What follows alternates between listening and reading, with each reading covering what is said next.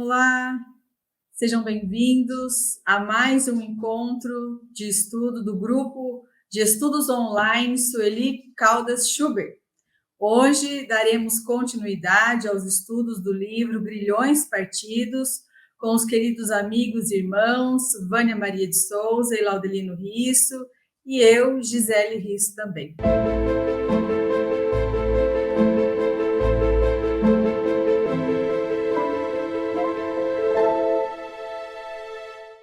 Então, antes de passarmos para o resumo, gostaríamos de convidar a todos para nos unirmos em oração.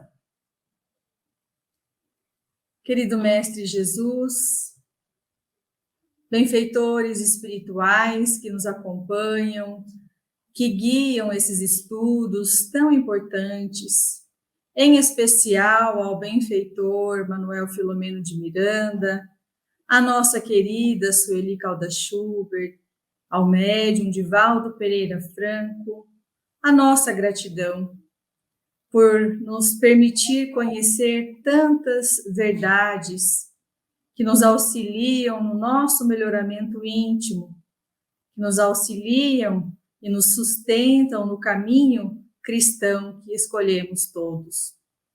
Ampara-nos, Senhor, fica conosco e nos envolva na sua paz. Que assim seja. Então, hoje nós ficamos com a tarefa de apresentar o resumo do capítulo 6, intitulado Forças em Litígio. É um capítulo que não acontecem muitas coisas, mas os acontecimentos são profundos, são importantes. Fazendo, então, um leve resumo, um breve resumo, na verdade, nós gostaríamos aqui de começar com a leitura do trecho do Evangelho segundo o Espiritismo, que o benfeitor Filomeno de Miranda começa esse capítulo, onde ele, então, transcreve: Ide e pregai, convosco estão os espíritos elevados. Certamente falareis a criaturas que não quererão escutar a voz de Deus, porque essa voz os exorta incessantemente à abnegação. Pregareis o desinteresse aos avaros, a abstinência aos dissolutos, a mansidão aos tiranos domésticos, como aos déspotas. Palavras perdidas, eu sei, mas não importa. Faça mister, regueis com os vossos suores o terreno onde tendes que semear, porquanto ele não frutificará e não produzirá, senão sob os reiterados golpes de enxada e da charrua evangélicas. Ide e pregai. Capítulo 20, item 4. Então, nesse capítulo, o que vai se sucedendo em a decorrência do último capítulo que nós estudamos na semana passada, os acontecimentos que se desenrolam, são a respeito de Rosângela, que trabalhava no sanatório, do coronel Santa Maria e da família, então, ali do médico, do pediatra, que colocou Rosângela no sanatório e que estava tentando interceder em benefício de Esther, e que então nos traz essa belíssima lição. Nesse capítulo, nós vamos observar que Filomeno de Miranda vai tecendo algumas considerações a respeito do caráter e da personalidade do coronel Santa Maria. Nós já vimos em outros capítulos que ele era um homem honesto, era um homem que era justo, probo, que recebeu uma educação rígida, porque fazia parte da formação militar, mas que também, segundo informações do benfeitor, era um homem temperamental, era também muito orgulhoso, e esse orgulho apoiava as suas decisões e as suas atitudes, e que a doença da sua filha, Esther, o seu internamento, acabou com a sua alegria de viver. E ele, então, estava sempre azedo, estava sempre cada vez mais recluso, não gostava mais da companhia de outras pessoas, a sua vida social foi ficando cada vez mais rara, né? Ele acabou se recluindo mesmo, dentro de si mesmo, estava revoltado, não conseguia encontrar uma razão para tudo aquilo acontecer. E Filomeno de Miranda destaca a questão de que ele participava da Igreja Católica, mas que a Igreja não conseguia trazer a ele essa fé raciocinada, essa certeza de que Deus estaria ao seu lado, o amparando, que ele também era, como todos nós, filhos de Deus, num mundo onde o sofrimento faz parte. Ele até então achava que iria passar pelo mundo sem nenhum tipo de transtorno, porque na sua consciência ele fazia tudo bem, ele estava fazendo tudo corretamente. Ele não entendia por que razão Deus o estava fazendo sofrer daquela forma, tirando o anjo da sua vida, do seu lar, que era a sua filha Esther. Então ele não possuía essa fé verdadeira. Dizia ser cristão, mais para um compromisso social, para participar dos rituais da igreja, dos sacrilégios, do que para incorporar a moral cristã dentro da sua vida, dentro do seu coração. A sua oração era vazia de expressão espiritual e que não conseguia acalmar os seus sentimentos, porque eram palavras sem tônica de amor e nem fé, aquelas orações que nós aprendemos a repetir maquinalmente, sem nos darmos conta das palavras que estamos pronunciando, sem sentirmos no coração o que elas significam, sem estarmos verdadeiramente nos conectando ao Pai. E nós sabemos, através da doutrina espírita, que isso é muito prejudicial para aqueles que não possuem essa ligação, essa fé. E que o inimigo é cruel inimigo do homem, Filomeno de Miranda coloca, porque o envenena e o cega totalmente. E graças também à psicosfera de felonia que o coronel cultivava, ele acabou passando a sintonizar com outras mentes amotinadas que estavam cercando o seu lar, com um plano junto com o perseguidor de Esther. Então, eles estavam planejando alcançá-lo também duramente. E Rosângela, representando o auxílio divino indireto, havia sido expulsa por esses vingadores desencarnados, que sabiam que ela tinha propósitos elevados para aquela família. Então, ele estava ferido na sua insensatez, no seu orgulho desmedido. E ele foi fortemente conduzido por esses adversários espirituais a se dirigir até o hospital onde Esther estava internada, para exigir que Rosângela fosse chamada a atenção, que ela fosse repreendida na sua atitude, que jamais tivesse coragem de ter a ousadia que teve até então. Não exigiu que ela fosse demitida, mas expôs a moça de uma forma desagradável. E ela, então, foi chamada, né, para essa conversa e ficou muito triste, chorou bastante, ficou com receio de perder o emprego. E aí, então, ela ficou com essa figura, com esse assombro de um fracasso iminente. Mas ela, como uma boa cristã, foi caminhando aos poucos pelo mar, ali no beira-mar, e se lembrou do recurso da prece, da oração. Nesse momento, ela se deixa envolver, então, por esses pensamentos, por esse sentimento, consegue elevar o pensamento e recebe de imediato o auxílio dos benfeitores espirituais, dos espíritos amigos que estão ao nosso redor a todo momento. Basta que nós providenciemos a eles a possibilidade da conexão. E aí, então, ela consegue se renovar intimamente, ela consegue ter essa paz reconfortante, essa renovação íntima. Então, logo mais, ela volta para o lar, adiando a exposição desses resultados dessa entrevista que ela teve no hospital com as pessoas com quem ela morava. E aos domingos, na residência do Dr. Gilvan de Albuquerque, que era então esse pediatra renomado, muito próximo, eles cultivavam o estudo do Evangelho no lar, com alguns amigos e alguns familiares. E a dona Matilde, que é a esposa do Dr. Gilvan, era uma mulher muito honesta, uma cristã exemplar, e tornou o seu domicílio num núcleo de recolhimento espiritual, onde os benfeitores, os mensageiros da luz, se encontravam ali para auxiliá-los, porque era um ambiente propício, onde eles encontravam essas vibrações superiores, para que eles pudessem, então, trabalhar junto àquela psicosfera, não só com aquela família, com aqueles amigos que se encontravam para o Evangelho no lar, mas também para o socorro espiritual daqueles irmãos que estão na erraticidade e que não foram ainda devidamente encaminhados.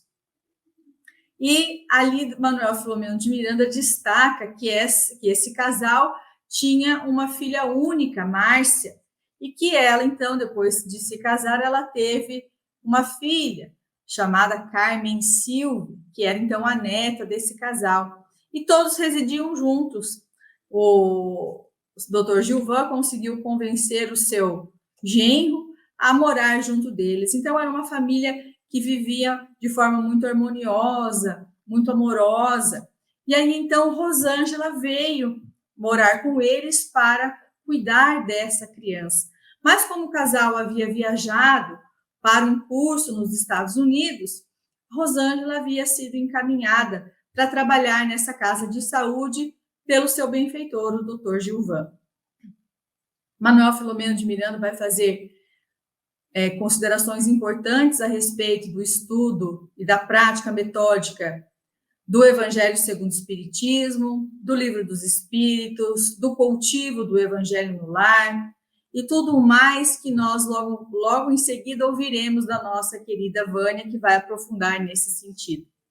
E aí, então, eles abrem o Evangelho para estudo e, então, os benfeitores espirituais, induzindo a dona Matilde, abrem no capítulo 20, os trabalhadores da última hora, e os subtítulos obreiros do Senhor. Ela, então, faz a leitura, começam, então, a fazer os comentários, o estudo, os aprofundamentos, quando aquele silêncio toma conta do local, diante as vibrações que se tornam elevadíssimas. É um clima bem especial. E aí, então, Rosângela começa a sentir a presença do querido e venerando espírito do Dr. Bezerra de Menezes. E através da sua mediunidade psicofônica, nos traz uma relevante mensagem, dizendo: meus irmãos, Jesus nos favoreça com a sua paz e nos abençoe. Trabalhadores imperfeitos que reconhecemos ser, encontramos-nos no campo que a própria insensatez deixou ao cuidado das pragas e do abandono. Em todo lugar, desolação e ruína. Jardins vencidos pelo matagal, pomares destruídos pelas tormentas, solo crestado, sebes arrebentadas, fontes vencidas por miasmas, habitadas por animais venenosos. Todavia, nossa área de labor e redenção, onde devemos recomeçar e agir.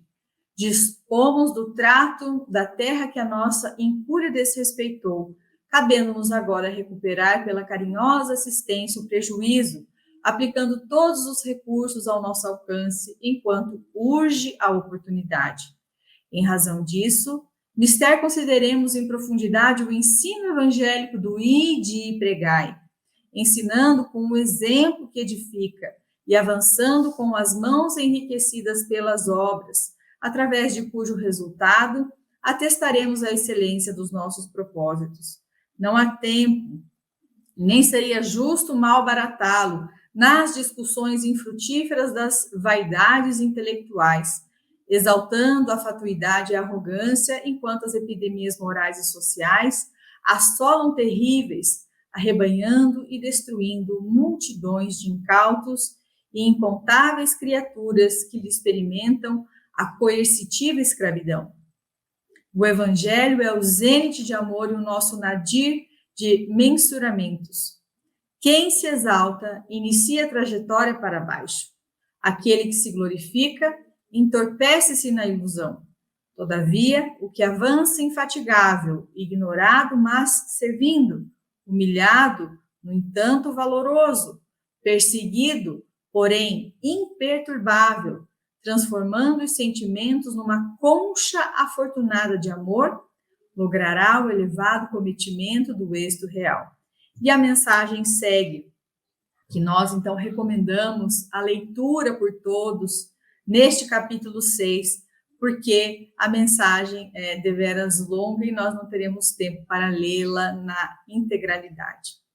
Após essa mensagem do venerando benfeitor, nós ficamos imaginando como ficou esse ambiente, como ficaram esses corações, as lágrimas, certamente, de gratidão, de emoção, que deve ter vindo de todos aqueles que se reuniam em nome do amor para estudar o Evangelho de Jesus. E este, então, é o resumo do capítulo 6. Agora passamos a palavra a Vânia, que vai dar continuidade ou início aos aprofundamentos do capítulo. Olá, queridos amigos, queridos irmãos. É sempre uma alegria estar com todos por aqui, para aprendermos um pouquinho mais. Hoje eu gostaria de falar sobre a importância do Evangelho no lar. Conforme nós vimos no belíssimo resumo da Gisele, que vamos repetir alguns trechos para ficar bem gravado o que aconteceu ali naquela casa, a Rosângela morava na casa do pediatra Dr. Gilvan e de sua esposa, Dona Matilde. Eles eram espíritas convictos. A Dona Matilde, como a Gi disse, era um exemplo de abnegação. E a sua residência tornou-se um núcleo de recolhimento espiritual, porque ali os benfeitores encontravam um ambiente de vibrações superiores no socorro aos padecentes de ambos os lados da vida. O casal fazia às vezes de tutores de Rosângela, incentivando-a a fazer um curso de auxiliar de enfermagem, e assim o Dr. Gilvan colocou-a para trabalhar na Casa de Saúde, onde a jovem Esther estava internada. Rosângela também participava das atividades do Centro Espírita e era médium. A família, genuinamente cristã, estudava e praticava o espiritismo, e aquele domicílio tornou-se um verdadeiro santuário, caracterizando uma típica família cristã. Eles praticavam o Evangelho no lar, em frequência habitual, com alegria, com esperança, juntamente com um grupo reduzido de pessoas, de 12 a 15 pessoas, interessadas na reforma íntima e na autoiluminação. E no momento da oração inicial, os assistentes acalmavam-se das atribulações do dia a dia, como todos nós temos, e desembaraçavam-se dos fluidos perniciosos que a gente vai imantando, a gente vai colhendo daqui e dali. Então, após a prece de abertura, a Dona Matilde abre o Evangelho. E como a Gi falou, impulsionada pelos mentores espirituais presentes ali na reunião, ela abre no capítulo 20, os obreiros do Senhor. E os participantes, eles ficam com um sorriso de júbilo por saberem que aquela era uma instrução vinda do alto para conduzi-los e sustentá-los nas lutas por vindouras. Recordamos que Rosângela estava pensativa, estava preocupada pelos acontecimentos na residência do Coronel Santana e ainda temendo a perda do seu emprego no hospital. Então, ela estava mais caladinha. E a dona Matilde, então, leu o Evangelho com emotividade, também por saber que a mensagem foi ditada pelo próprio Espírito de verdade. Os componentes do grupo entreteceram, após a leitura, alguns conceitos e, inspirados, adaptaram a mensagem às próprias necessidades. Escreve Manuel Filomeno de Miranda que o ambiente ficou saturado de energias balsâmicas, onde espíritos felizes confraternizavam com os obreiros terrenos. Olha que maravilha que é o Evangelho no Lar. Se a gente pudesse ver os espíritos, ouvir os espíritos, seria isso, uma festa de energias balsâmicas, dos espíritos felizes ao nosso lado, e também, claro, aqueles que precisam de ajuda. Então, no final do Evangelho, na hora da oração intercessória pelos sofredores, os participantes estavam fortemente magnetizados pela presença dos benfeitores e sentiram, então, que, venerando o benfeitor, viria instruí-los e orientá-los. Os fluidos balsâmicos que penetravam a todos alcançavam-lhes a alma. Então, o amorável espírito Bezerra de Menezes, tomando dos centros mediúnicos de Rosângela, trouxe esta mensagem que a Gisele acabou de ler, psicofônica, de relevante significação. Ao final, então, Manuel Filomeno de Miranda vai dizer que, após a suave mensagem de Bezerra, respirava-se um ambiente das primitivas células da Casa do Caminho. Vamos fazer da nossa casa também uma célula primitiva da Casa do Caminho. Bem, meus irmãos, nós sabemos que as reuniões do culto do Evangelho no Lar, do estudo do Evangelho no Lar, não devem se transformar em um trabalho mediúnico, a não ser em casos muito especiais, como neste lar, que era considerado um pequeno núcleo da doutrina espírita. Joana de Ângeles, espírito, através da mediunidade de Divaldo Franco, nos traz uma mensagem muito instrutiva e muito esclarecedora sobre o estudo do Evangelho no Lar, que nós vamos encontrar no livro Florações Evangélicas, editado no ano de 1987, mas parece que foi ontem. A mensagem intitula-se Cristo em Casa. Vamos estudar apenas alguns trechos dessa mensagem. Então, ela inicia dizendo assim: contrapondo-se à onda crescente da loucura que rompe a avassaladora de toda parte, penetrando os lares e os destroçando, o Evangelho de Jesus, hoje como no passado, abre larga faixa para a esperança, facultando a visão de um futuro promissor, onde os desassossegos do coração não terão ensejos de prosperar. Vemos hoje em dia, meus irmãos, eu vejo, todos devem ver também, uma desesperança pelos acontecimentos, pela troca de valores, e aí a gente vai perdendo a esperança. Mas Joana diz que era para nós contrapormos a esta onda crescente de loucura com o Evangelho de Jesus e no lar. Então, ela continua dizendo que as sementes luminosas da Boa Nova, do Evangelho, plantadas na intimidade do conjunto familiar, desdobram-se em embriões do amor, que enriquecem os espíritos de paz, recuperando os homens e mulheres portadores das enfermidades espirituais de longo curso e medicando-os com as dádivas da saúde.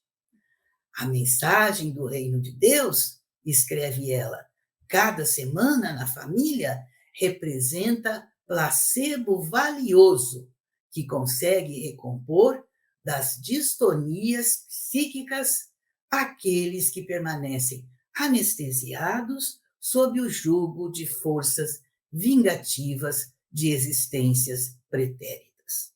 Sabemos, meus irmãos, que nós somos espíritos milenares e que tivemos centenas de vidas que já passaram e ainda desconhecemos o que fizemos nessas vidas, de bom ou de não tão bom.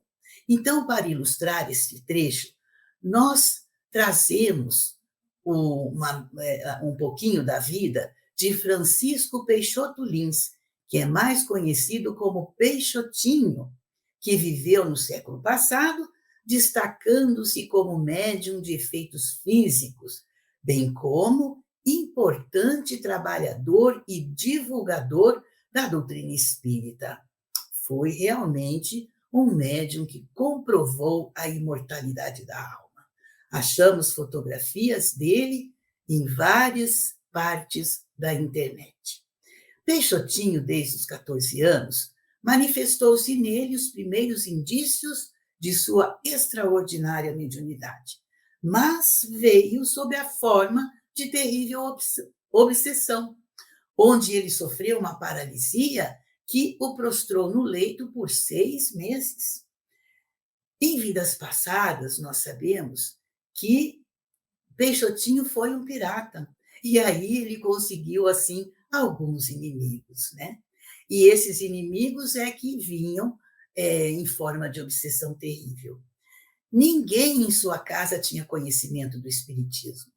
Foi um vizinho que iniciou o tratamento com o evangelho no lar, com a aplicação de passes, com água fluidificada, e desta forma Peixotinho foi apresentando sensível melhora no seu estado físico e progressivamente foi se libertando da falsa enfermidade.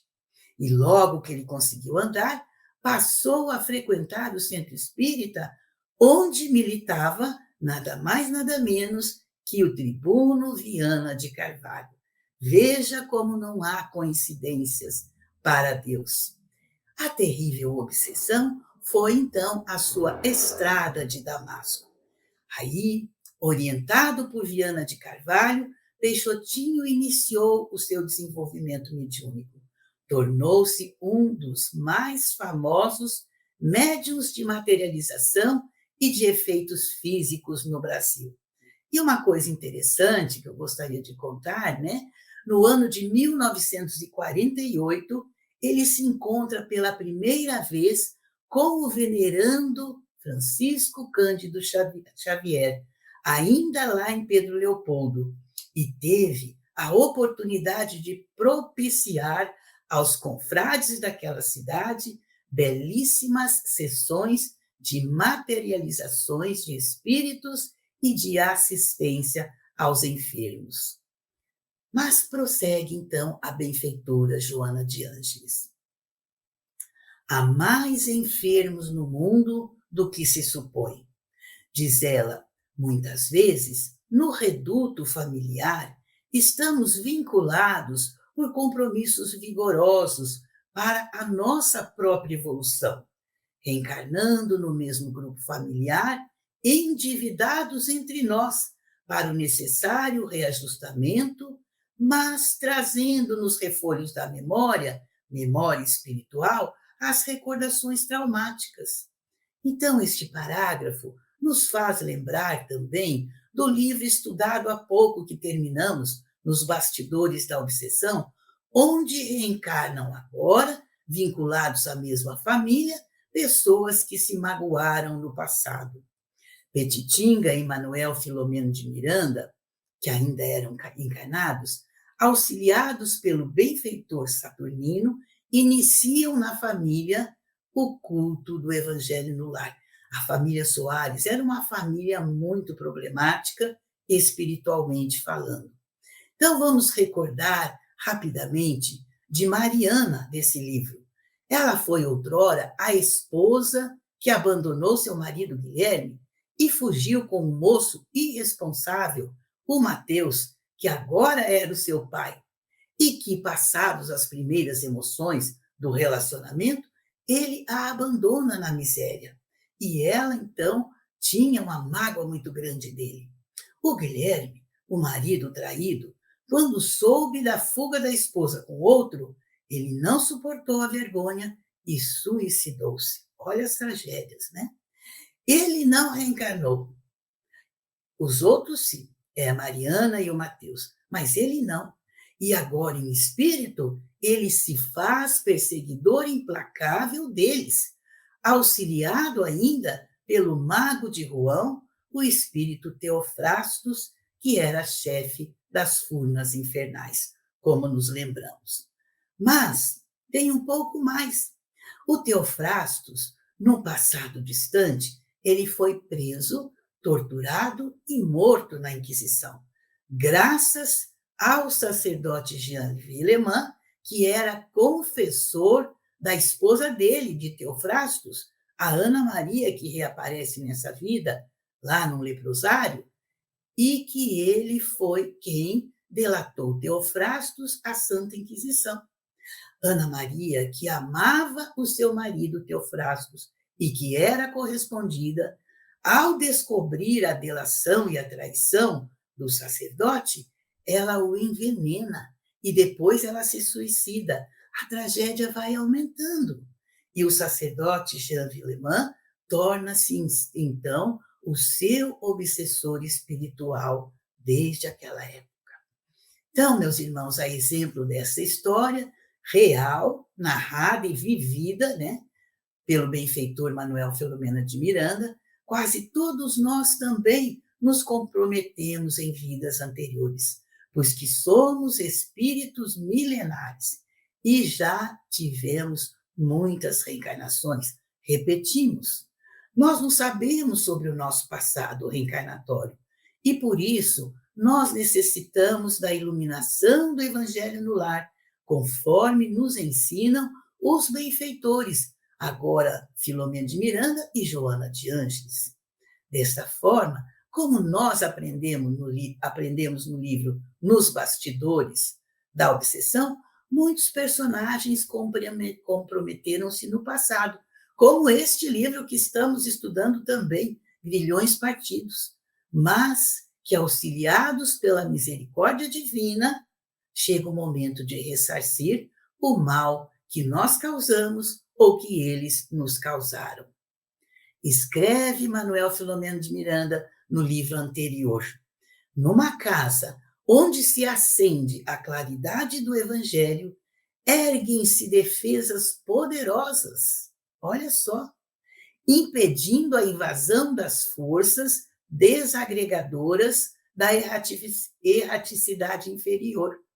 Quando um grupo ora, unido nos liames da comunhão pela prece, estabelecem-se resistências capazes de suportar as descargas da agressão, da maldade, originadas num ou no outro plano da vida. Então, desta forma, a prece e o Evangelho, a lição edificante do Evangelho de Jesus, transformam-se em potentes ondas de energias vivificadoras que beneficia a todos os que dela participam. E prossegue a benfeitora, então. O Cristo, porém, quando se adentra pelo portal do lar, modifica a paisagem espiritual do recinto. Abre o livro da vida, diz ela, medita nos ditos do Senhor, pelo menos uma vez por semana, entre aqueles que vivem contigo na família. Mergulha a mente nas suas lições, embriaga o espírito de esperança, sorve da água lustral, da fonte viva, generosa e abundante, que é o Evangelho de Jesus. Se, escreve a benfeitora, se não consegues a companhia dos que te repartem a família para tal ministério, não desfaleças, faze-o sozinho, assim mesmo. Muitos amigos me dizem que muitas vezes a família não quer participar, não aceita. Tem problema, faz sozinho, não desfaleças, né? E ela ainda fala, Se assomam obstáculos inesperados, não desanimes, insistindo ainda assim. Se surpresas infelizes conspiram à hora do teu encontro semanal com Jesus, não desesperes e retoma as tentativas perseverando. Eu me lembro, peço licença para dizer, e a Gisele não vai me deixar mentir sozinha, eu me lembro que quando nós implantamos o Evangelho no lar, tudo acontecia. Ainda não era o tempo de celular, era o telefone fixo. Então, o telefone tocava na hora do Evangelho, a campainha tocava, chegavam visitas, chegavam amigos, ou alguma criança começava a chorar. E então, no começo isso acontece, depois não. Podem acreditar. Às vezes chegavam amigos das meninas, sentavam ali na mesa, porque era na hora do Evangelho, a gente sentava junto, convidava, e eles adoravam. Saíam dali assim admirados, né? Porque na casa deles não tinha esse culto do Evangelho no lar. Então é muito bom. Também amigos, parentes, né? Saem assim com a alma mais leve. Então ela diz: faze do teu lar um santuário onde se possa aspirar o aroma da felicidade e fruir o néctar da paz. Sob o céu adornado de estrelas, no passado, Jesus instaurou nos lares humildes dos discípulos o convívio da prece, da palestra edificante, inaugurando a era da convivência pacífica, da discussão produtiva, do intercâmbio com o mundo excelso. Abrindo-lhe o lar, uma vez que seja, em cada 7 dias, experimentarás com Jesus a insuperável ventura de aprender a amar para bem servir e crescer para a liberdade que nos alçará além e acima das próprias limitações, integrando-nos na família universal em nome do amor de nosso Pai. Muito obrigada pela atenção, Gisele e demais. Nós que agradecemos pela sua excelente contribuição, sempre nos relembrando a respeito da importância do culto do Evangelho, e da sua fala eu me lembrei daquela figura bem famosa de Jesus batendo a porta. Então é como se, figurativamente, ele realmente estivesse batendo a porta da nossa casa, e o Evangelho, o culto do Evangelho seria como nós estivéssemos abrindo para que ele pudesse entrar. Então, agora nós passamos a palavra para o Laudes, que vai dar continuidade aos aprofundamentos. Gisele, Vânia, queridos amigos que nos acompanham, os nossos votos de muita alegria. E que capítulo, que aula, né? E tantos ensinamentos que nós podemos aprender através deste convívio. O convívio de almas, onde todos nós estamos inseridos em sociedade. E por que não tomarmos um pouco do nosso tempo para aprender com os conflitos existenciais, não somente dentro do nosso lar, mas conflitos que batem à porta do nosso vizinho, à porta do nosso irmão, do nosso primo ou daqueles parentes todos que estamos vinculados, mas principalmente também nos amigos. Porque aprender agora nesta obra brilhantemente trazida através das mãos abençoadas de Divaldo e do Espírito Manuel Filomeno de Miranda, para aprendermos essas relações. Quantos de nós não temos ações similares à do coronel? Quantos de nós já tivemos coragem para ter uma ação iluminada como a de Rosângela? Porque na embarcação da nossa existência, sem dúvida, nessa existência corpórea, estamos oscilando de um lado ao outro, e muitas vezes sem entender muito bem o objetivo a ser atingido, porque o espírito ainda mantém uma certa ignorância e imaturidade no dia a dia e no desenrolar deste tempo abençoado que todos nós estamos desfrutando na Terra para o aprendizado, o aperfeiçoamento. Então, nesse capítulo, eu achei formidável para que pudéssemos atentar um pouquinho às ações do Coronel Santamaria. Porque quando nós vamos vendo que ele foi tomado de um orgulho, aonde a ação daquela moça perante a sua filha lhe feriu de tal forma que ele vai tomar do seu tempo para ir ao hospital reclamar, para que não pudesse mais ter contato não com a sua filha, mas com nenhum paciente mais, porque seria um prejuízo terrível. O que é que lhe fere intimamente e lhe move, se não o orgulho? Aí peguei um pouco para podermos estudar um pouco, para que eu pudesse também estudar mais a respeito do orgulho. E vou ler um pouco de obras póstumas, onde Allan Kardec coloca ali o orgulho e o egoísmo, depois no Evangelho, nos apresentando um pouco mais a respeito dessas duas chagas da humanidade, que do orgulho brota o egoísmo, exatamente dessa importância que nós assentamos na nossa personalidade. Mas quando vamos pegar um pouco mais a fundo, o codificador da doutrina nos coloca aqui o egoísmo e o orgulho, mas o orgulho em si, especialmente como está relatado do coronel, ele vai ter a sua nascente exatamente no instinto de conservação. E dali, brotando o orgulho, vai fazendo com que nasça o egoísmo e as suas múltiplas facetas. Aí peguei, no Livro dos Espíritos, nós vamos ter o capítulo 5, falando a respeito do instinto de conservação. Vai falar do necessário, do supérfluo, o gozo dos bens terrenos, e vamos estudar um pouco mais dessa importância.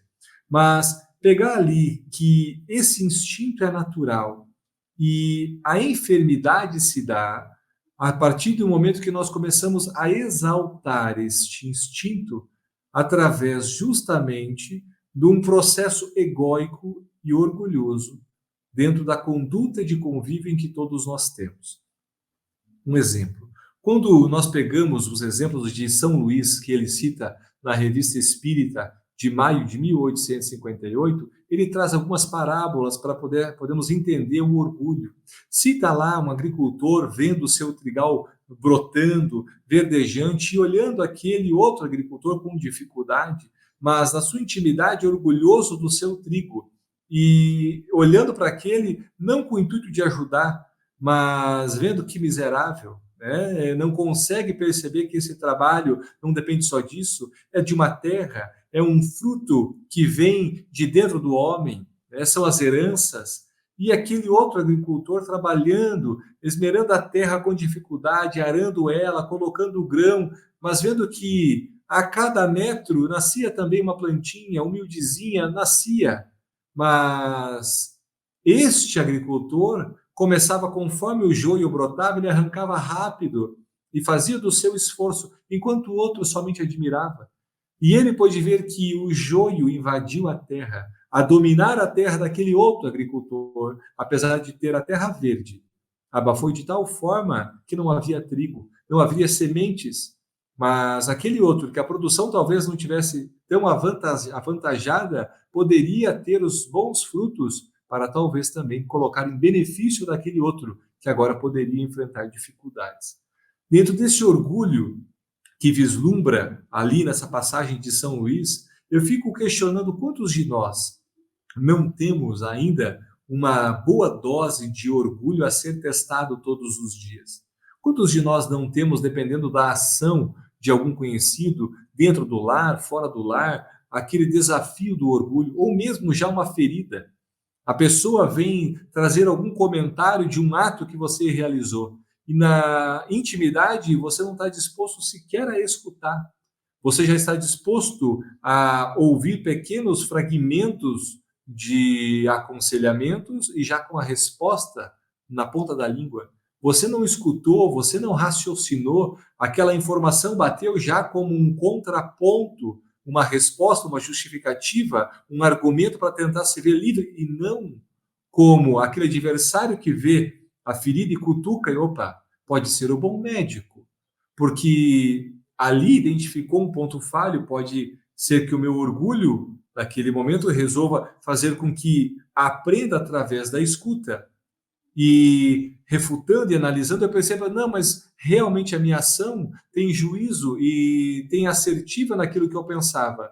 Perfeito? Mas analisar aquela acusação, aquele apontamento, fez com que eu trabalhasse o meu orgulho de uma maneira madura. e não acionasse de uma maneira orgulhosa, aonde a acusação, quem pensa que é para me acusar, não estudou tanto que eu, não sabe o que eu pensei, apesar de ter feito tudo isso, ter um pouco de tempo para analisar os fatos e poder trabalhar este orgulho. Ainda mais pensemos, se porventura estivéssemos na situação aonde houvesse público, 1, 2, 3 pessoas, de repente alguns olhares, desafiando e pensando, o que será que ele vai fazer? E será que ali, então, eu vou mostrar todo o meu poder, toda a minha ganância, toda a minha personalidade? Porque ali nós vamos vendo que esse instinto de conservação não se trata de uma conservação direta instintiva, mas patológica, porque a conservação agora já não é mais uma conservação natural, mas é uma conservação da personalidade exaltada. E aonde o coronel estava, sabendo que no próprio círculo militar, aonde estava os graus, as patentes, aonde há um comando, da mesma forma visualizar a sociedade sem ter a avaliação do quilate moral, da entrega, da renúncia, porque o instinto de conservação patológico está na manutenção dessa personalidade. Quanto mais vai tendo o instinto abraçador, de conservação dessa personalidade, mais vai dando o combustível para que a paixão adoeça a consciência do homem. E ali, o instinto de conservação alterado sobre uma paixão agora dominadora, o orgulho tem campo fértil para realizar as suas múltiplas ceifadas de existências, como aconteceu neste caso do coronel. Imaginemos se esta mulher que trabalhava no hospital não tivesse ali uma base sólida de um evangelho no lar, amigos para poder realizar a sua elevação, a prece já como uma ferramenta salutar nos momentos de dificuldade. Talvez ela pudesse, através deste golpe, pegar caminhos diferentes da sua existência. Quando vamos lendo a respeito deste capítulo 5 no Livro dos Espíritos, nós vamos vendo que o instinto vai se alterando exatamente porque estamos convivendo com pessoas egoístas e também orgulhosas. E quando começamos a conviver, o egoísmo do outro nos toca e começamos também a criar camadas protetivas neste relacionamento. E vamos criando proteções, não dando brechas, para que nós possamos seguir a nossa jornada. Senão, no convívio em que nós estamos, muitas vezes, iremos tropeçar ou cair ou nos machucar várias vezes no decorrer do dia. E aí vem uma frase fantástica que está inserida na prece narrada ali por Gisele, ditada pelo espírito Adolfo Bezerra de Menezes. Uma frase que diz assim, a insensatez tem deixado aos cuidados das pragas e do abandono. A insensatez nossa vai nos deixando a um abandono, não porque estamos sozinhos e abandonados, mas porque estamos fechando os ouvidos para escutar os bons conselhos. O nosso orgulho nos faz de tal maneira acreditar que somos todos independentes, que criamos uma camada tão grossa que já não conseguimos mais sentir a pureza luminosa de um passe, de um fluido, de um bom conselho, de um anjo de guarda, de um benfeitor que visita o nosso lar. Esquecemos que a fenda da vulnerabilidade nos faz criar o laço da amorosidade e principalmente do companheirismo, a fraternidade, e começamos a iniciar um processo de convívio fraternal, colocando ali a primeira ruptura dos laços do egoísmo e do orgulho. Dentro da nossa pequena célula familiar, iniciamos as primeiras aventuras para romper estes véus que cobrem realmente a vista, ainda embaraçada, infantil, que estamos vestindo da ignorância sobre o orgulho e o egoísmo. Dentro do lar, de repente, de doar um pedaço da sua vida, um tempo para a educação dos filhos, para o matrimônio, podendo aceitar no outro as suas dificuldades da mesma forma que o outro aceita as suas, e você sabendo das suas e vendo como o outro é tão corajoso para me aceitar por tanto tempo, e mesmo assim com a paciência para tentarmos juntos e vencendo os obstáculos da vida. Da forma que eu vejo que ali há a entrega e a renúncia para poder calar muitas vezes, que era um momento que, se fosse ao contrário, haveriam vozes muito altas, eu consigo ver no outro esforço. E esse exemplo é exatamente aonde começaremos a vencer o nosso próprio orgulho. Quando, na pergunta 917 do Livro dos Espíritos, que vai falar a respeito qual é o meio, qual é o meio de destruir o egoísmo, e ali a resposta da espiritualidade, uma resposta mais longa, mas que diz exatamente que romper, vencer a importância que se dá à personalidade, a renúncia da personalidade, recebendo em troca o pagamento da ingratidão, ou nada em troca, que não seja a ingratidão, mas seja o silêncio, o benefício de renunciar em prol do externo, da sociedade, do próximo. Aí vai fazendo sentido quando Jesus fala fazer ao próximo aquilo que você gostaria que se fizesse, uma lei social que vai fazer com que eu consiga barrar o meu orgulho, porque eu não sou melhor do que o outro. Eu posso e sou livre para poder realizar as minhas ações, mas o outro deve fazer parte dos meus pensamentos e atos, porque se o meu ato prejudicar o outro, logo eu estou não só extravasando a minha liberdade, mas esse instinto para achar que eu estou conservando a minha existência, ferindo aqueles que estão ao meu lado, porque eu estou fazendo com que a soberba e o orgulho despertem na minha essência os fluidos pestilentos, que vai, de uma maneira ou outra, agravar a harmonia da onde eu estou inserido. Então, quando nós vamos vendo essa importância, a conduta ideal recomendada pelos benfeitores é a abnegação. E pegamos esse exemplo de Rosângela. Quantos de nós estamos dispostos a renunciar um cargo, a renunciar à posição social, a renunciar, de repente, à facilidade de um emprego em benefício do reino, em benefício do reino dos céus? Aí lembramos das bem-aventuranças. Bem-aventurado é aquele que é perseguido pelo meu nome. Pois ali ela estava sendo perseguida porque o coronel foi lá perseguir ela e dizer que, olha, essa mulher, muito cuidado, não é para demiti-la, mas veja, eu estou dizendo algo para prejudicá-la, porque o que ela fez não se faz dentro das suas lentes de entendimento, tomando uma ação equivocada e podendo ali, se entra em um contato de pessoas também de uma harmonia fluídica, as condutas, querendo ou não, serão desastrosas. Então, a abnegação é a renúncia direta, é como se fosse a vitória do egoísmo contra o egoísmo, a renúncia da personalidade em prol de algo que a pessoa possa acreditar que seja em benefício externo, seja ele em benefício social, próprio, familiar, religioso, mas ele doa um pedaço de si que não é para si próprio. Como lembramos do exemplo do Mar Morto, que mantém tudo a si, e por isso ali não há vida. A vida há quando nós podemos auxiliar lá fora. As nossas mãos estão em benefício ao coletivo, e entendemos o sentido da vida. Pois a renúncia da abnegação, diz Allan Kardec, no Evangelho segundo o Espiritismo, Egoísmo e Orgulho, e também em obras póstumas, que a vitória se dará quando o indivíduo reconhecer a importância da vida futura, reconhecer a importância que esta vitória lhe dará perante a eternidade. Saber que a sua existência tem um objetivo. Encontrar o objetivo da existência nos faz gradativamente vencer as anfractuosidades que vão limitando ou arranhando aquele que jornadeia conosco, que mantém ombro a ombro uma jornada onde as pontas vão machucando.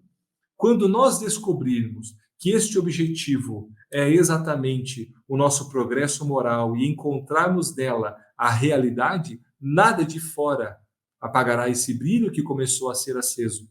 Quando começarmos a investir o tempo que nós temos para dedicarmos a obra mais ao espírito do que à matéria, começaremos a vencer este instinto alterado, ainda com paixões alteradas, para ter a vitória.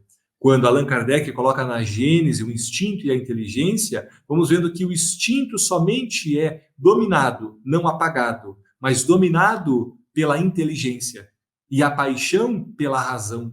Ou seja, desenvolvemos juntos a inteligência, avancemos juntos para um raciocínio a aflorar a razão para fortalecer a nossa fé.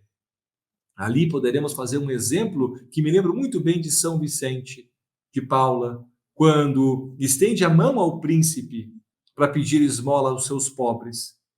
E o príncipe lhe dá aquilo que tem, lhe escarra nas mãos. E ele lhe coloca a mão para trás e diz, isso é para mim. Agora, estendendo a outra, dá-me agora aos meus pobres. Dizendo ao príncipe que a escarrada na mão não vai lhe mudar o objetivo da sua existência. Ele sabe muito bem aonde ele quer chegar. Não vai ser nenhuma conduta externa do príncipe ou de qualquer outro que vai fazer com que ele se revolte da escolha tomada. Porque ele entendeu os exemplos de Jesus quando dizia, encostou na charrua, não é hora de olhar para trás. É hora de avançar. Estamos todos com a mão na charrua. Avancemos a serviço do Evangelho. Avancemos a serviço deste Evangelho que ilumina as nossas almas, para podermos enxergar um pouco melhor aonde está o orgulho ferido e aonde está a semente do egoísmo. Desta forma, penso que poderemos avançar neste estudo, aprendendo tanto com esse nobre benfeitor, Manuel Filomeno de Miranda. Muito obrigado. Nós que agradecemos, Laudes. Eu acho que o nosso egoísmo, o nosso orgulho começa assim, mas eu não sou orgulhosa e nem egoísta. A gente precisa fazer essa viagem interna, né, para o autoconhecimento e descobrindo aonde precisamos melhorar, né? Tenho muito orgulho da minha humildade, né?